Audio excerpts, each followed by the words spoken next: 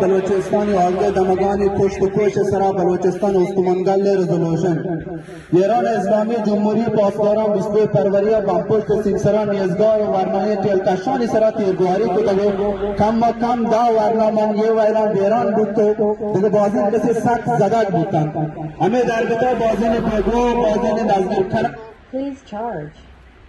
بازن دزگیر کنگ و آزار تجاری بندگجا و گستاگسانی ویلا پر رینک بودتگن گمان همیشند که یه بیگوا بودتگی مردم کشک بودتگن تو آیانی جون گار کنگ بودتن سرکاری فرمانی سرا تیل بازی کساسی پاکستان برک بود تاکه میان استمار بندشتانی مزنی بوج سرکاری پروپاگا کمتر بگن و ایران رژیمشانی زران دنیای بازی کند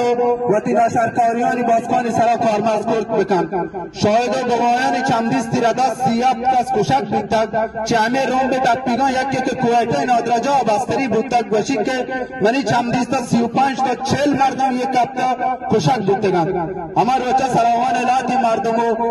لاتی مردم و کشک بودتگی ورنوانی لاتی سیاد و وارسان یمن و بیجنگ و درنگ زرشانی فرمانداری دیما برجا داشته که ایرانی لشکری و پاسداران سپاه و پر نکرد و مردمانی لطفور تو دزگیر کنگا درکتن ایران رژیم کو معلوم که پرسین کو پاترف ده بازی لشکری چی ایران آدگت کنده ارتک تا که مردمانی گرگو گلایش کنگا بودتن بلوچستان زرشانیانی درگتا دو مردم دوزاب کر رگورا بزن کلابه دو گوریان و کشک بودتن یکی کسانی چوب که عمره 16 سال بودتن و دیگه هم نیم سنی کماشی بودتن ایران اسلامی جمهوری دوما پیسر 20 ورنا سیستماتیکی ودیا پاو داتا مدام یک نیمون رنده بودتن تان که یه مردمان بگید تو پاو بودن یا توانی سرات یگواری بودن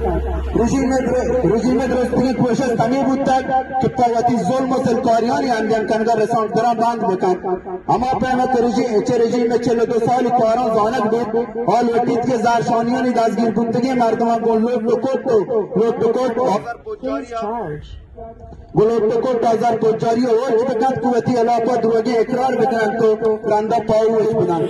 بلوچستان استمانگل یه تیل کشتی کشگا ایران رژیم سخت معیاری گذان تو یہ ظلم و بیرامیاں محکوم کن اوچ میان استوانی راجع آف جوینا انسانی حق و بالا کمیساریه دزبندی کند که ایران رژیم زور بکند تا که اتفاقی راجان انسانی حق و بالا